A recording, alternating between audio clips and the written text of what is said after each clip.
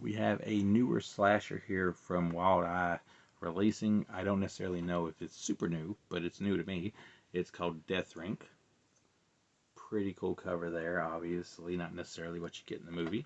There is people there that you actually do get in the movie on the back. And it's a simple story. People are closing like they're working late, closing like the skating rink. And next thing you know, somebody is mysteriously killing people off. And they're also like, making little prank calls and stuff throughout the movie. And some things connect to the end and some things do not. It's not like red herrings here and there. And while this is a movie that I can't necessarily come out and say it's good, I can say I was at least entertained by it, and I felt the need to actually finish it and watch it, and I wasn't actually bored with it, despite the fact that we have what some people could consider some dull character development.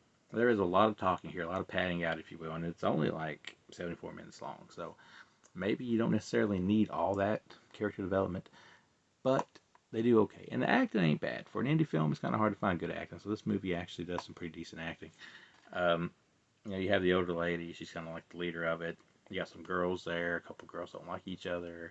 You got like a couple of dudes that work there. One of them just wants to score with one of the chicks, and I mean that's basically the gist of that. And you kind of dig into like their backstory of where they've had issues with each other and all that stuff.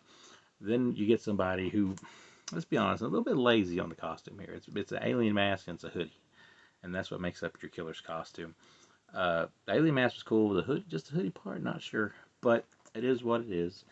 And some of the kills are impressive. Some of the kills not so much. We have some simple stuff that some people get choked out with a telephone cord at a payphone. So obviously this is like a supposed to be a throwback here, and they're supposed to be back in the day when you still had such things as payphones. And then you have other kills where someone takes the old pizza cutter and just slices someone's neck and it squirts out blood, and that's actually fairly decent. So it's a mixed bag on that. The movie, though, is entertaining, and it's got enough twists and turns. Maybe they seem silly at times, but it's enough twists and turns to keep you interested in what's going on. So, because of all that, I'm going to at least give this movie a 3. And it's a generous 3, but I'm going to give it a 3 because they took what they had and they made it work, and they have like a pretty cool setting. The skate rink's a cool setting. I mean, while it's not on that level, I was getting gutter ball, vibes just by like the way things looked with the. Of course, that was a bowling alley. This is a skating rink.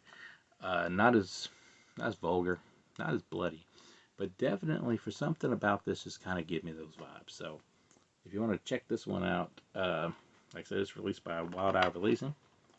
I don't know if I've seen this one at Walmart or anything before. It may not be, but of course you can go to their website or order on Amazon and all that good stuff.